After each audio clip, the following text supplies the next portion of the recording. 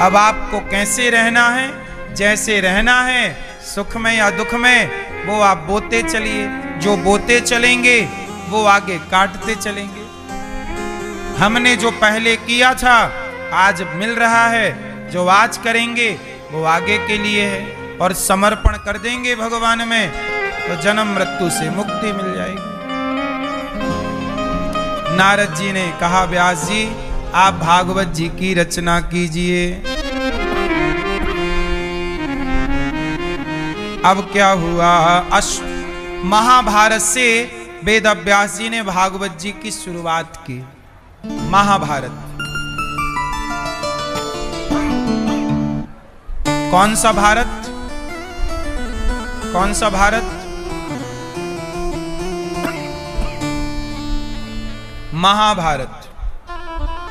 महाभारत की कथा बहुत कुछ सिखाती है, प्रेरणा देती है। महाभारत में लिखा है कि द्रौपदी के 5 पुत्रों को अश्वत्थामा ने सोते हुए बालकों की हत्या कर दी।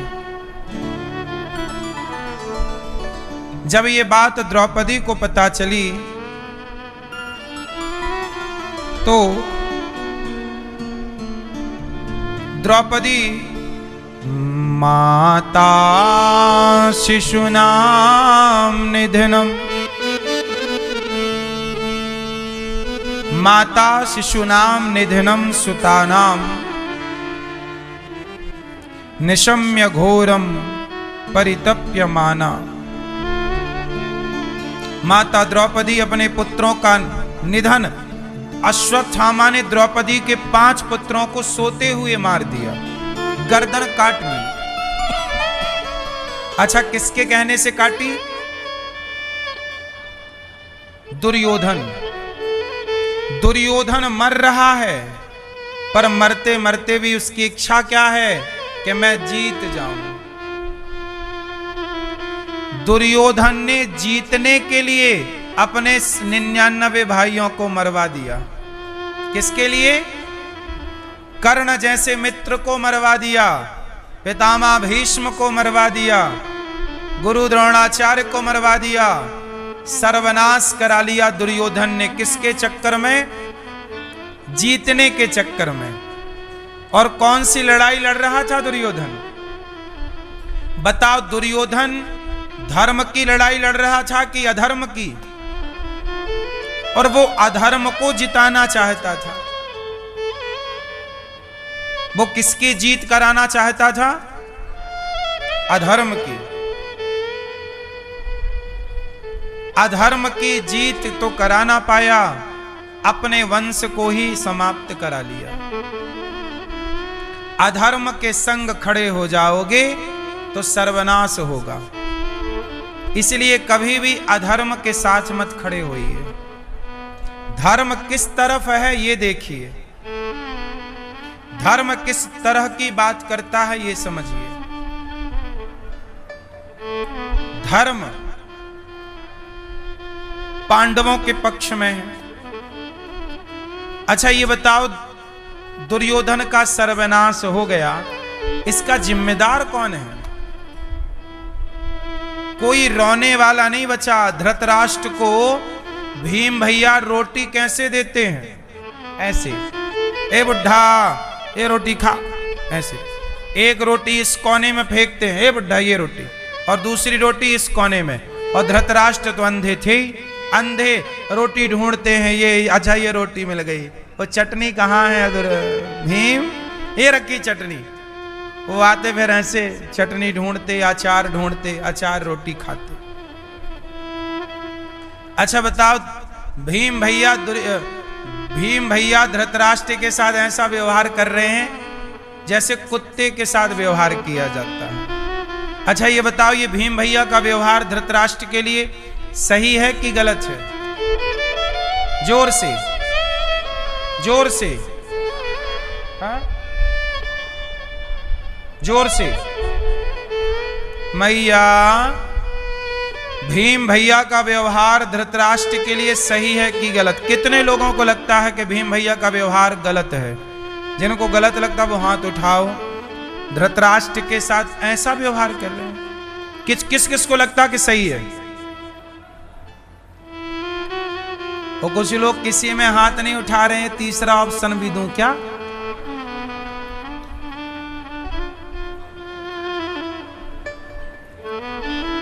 सुनो। अच्छा ये बताओ, ये पूरे महाभारत की जड़ कौन है? बोलो कौन? कौन? आप क्या बोल रहे हैं? द्रौपदी। द्रौपदी के कारण महाभारत हुआ, ऐसा आप बोल रहे हैं? द्रौपदी मिलेंगी आपको तो पूछेंगी कि आपने हमें बोला कि हमारे कारण क्या गलती थी द्रौपदी की, बताओ।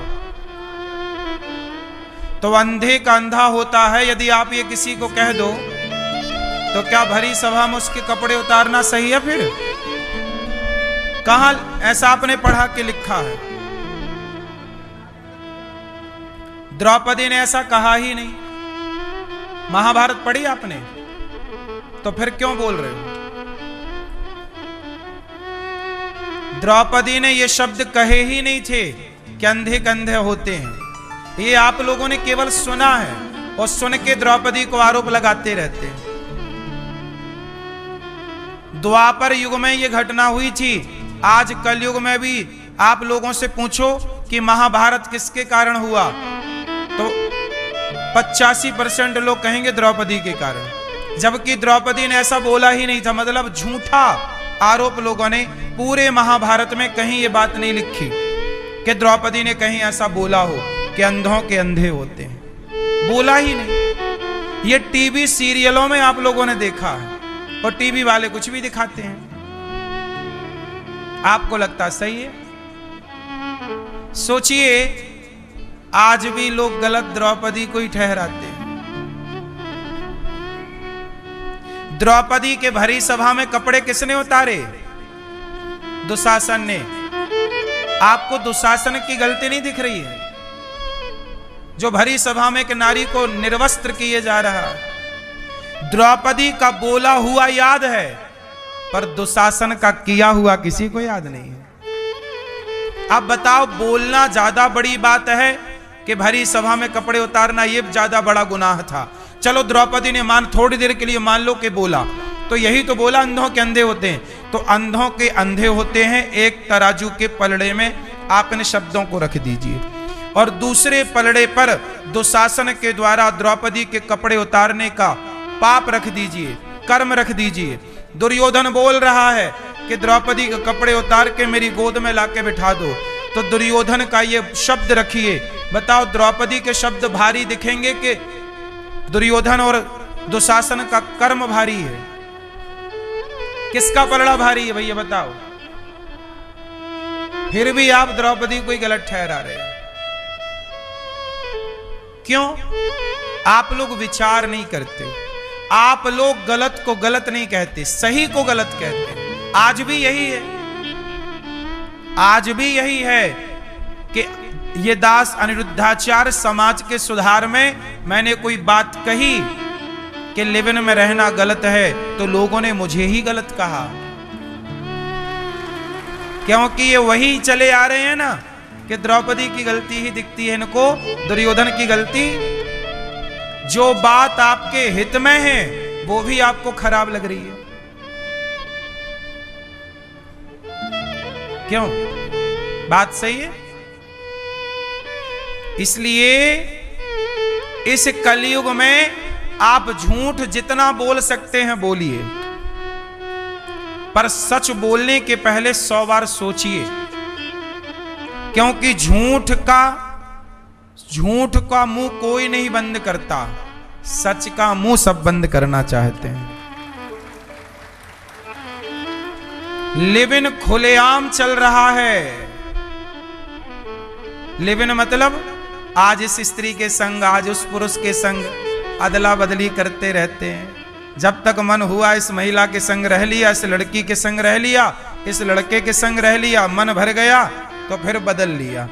ऐसे बदलाव तो हमारे यहाँ सदियों से कुत्ता बिल्लियों में पाए जाते हैं। नहीं पाए जाते। अब बताइए, समाज मनुष्य से आपको देवता बनना चाहिए।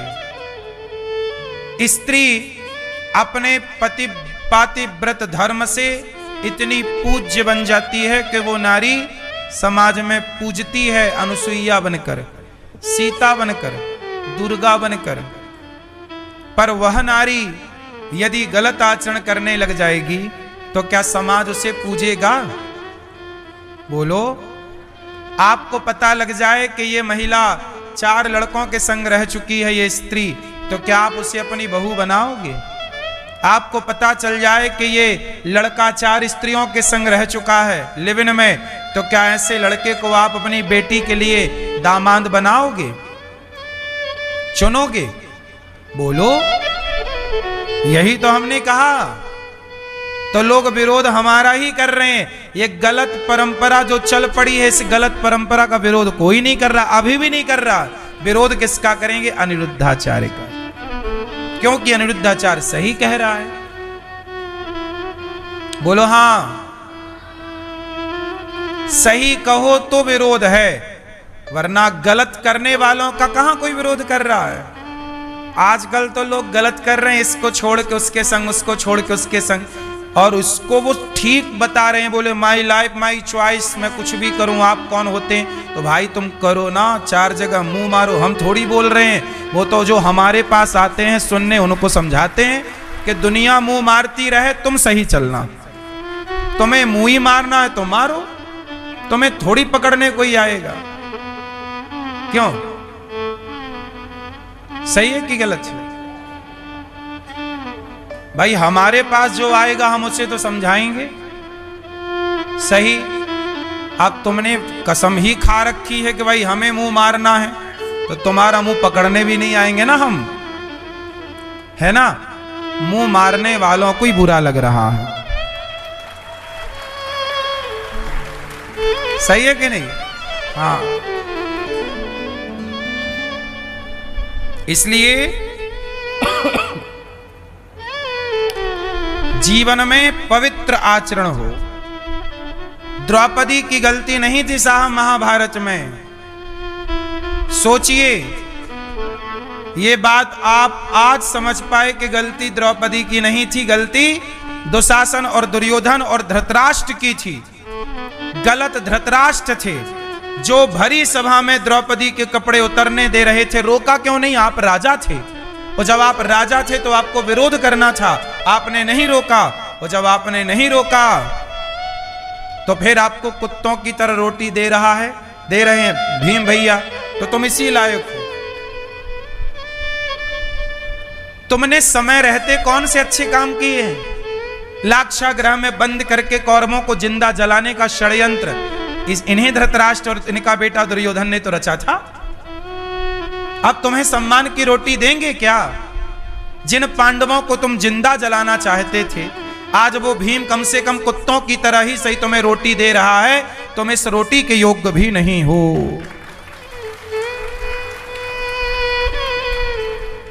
बोलो हां या ना? इसलिए मेरी मां,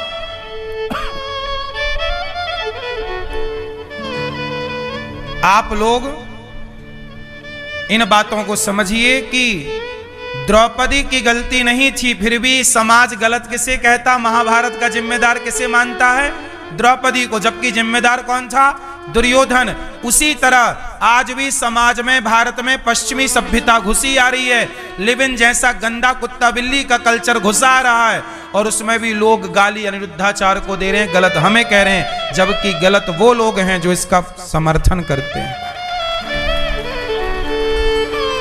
जो गलत है उन्हें कोई गलत नहीं बोल रहा, और जो गलत को रोकने का प्रयास कर रहा है कि ना आवे ये कल्चर हमारे भारत में, उसका विरोध किए जा रहे हैं। द्रौपदी की कहीं गलती नहीं थी, पर भी लोग द्रौपदी को गलत बोल रहे हैं। ऐसे ही है कि कई बार गलतियां ना होने पर भी लोग आपको गलत कहते हैं,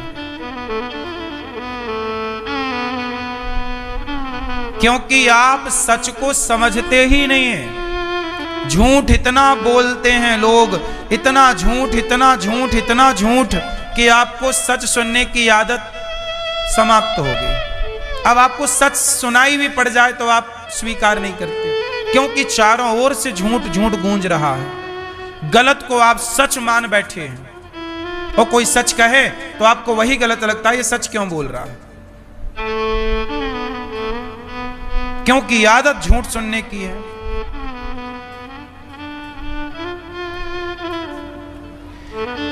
एक सज्जन बोले कि कोई लड़की कोई लड़का कुछ भी पहने कुछ भी करे, आप कौन होते हैं? हमने कहा देखो भाई साहब, हम कुत्तों को तो कहते ही नहीं कि तुम कपड़े पहना करो। आज तक हमने किसी कुत्ते से नहीं कहा कि भाई तू चड्डी पहन ले, किसी कुत्ते से नहीं कहा, क्योंकि बेचारा कुत्ता पहन नहीं सकता चाह के भी। आप इंसान हो, आप कुत्ता नहीं हो। इसलिए नंगे घूमना, छोटे छोटे बच्चे नंगे घूम रहे हैं उसका तो कोई दोष नहीं, बच्चे हैं, पर जवानी में और एक उम्र के बाद आप समाज में ऐसे नग्न घूमे तो भाई फिर आपको कुत्ता बनना है क्या? हम तो कुत्ते को बोल ही नहीं रहे कि तुम कपड़े पहनो। यदि तुम ये कह दो कि जी कुत्ते हैं तो फिर हम भी तुम्हें भी नहीं बोलेंगे कि चलो तुम कपड़े पहनो, क्योंकि कुत्तों को नहीं बोला जाता। आप इंसान हैं और आप गलत जा रहे हैं तो आपको टोका जाएगा। बोलो हाँ, आप कहते हैं माई लाइफ माई चॉइस, नहीं, भारत में रहना है तो भारत की संस्कृति के हिसाब से चलना पड़ेगा। यहां माई लाइफ माई चॉइस नहीं चलेगी। आपको निर्वस्त्र रहना है तो कमरे में दरवाजा कुंडी लगाइए, घर के अंदर नाचिए, पर समाज में चलेंगे तो मर्यादा में चलना पड़ेगा। हाँ या ना?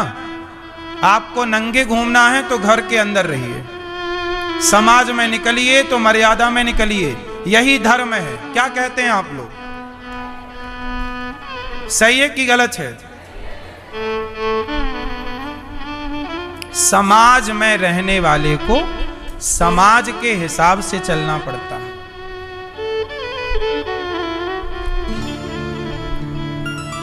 इसलिए मर्यादाएं सबके लिए, पुरुष के लिए भी है और स्त्री के लिए भी। कोई भी मर्यादा का उल्लंघन ना करे। यदि आप करेंगे तो अच्छा नहीं कहा जाएगा आपको।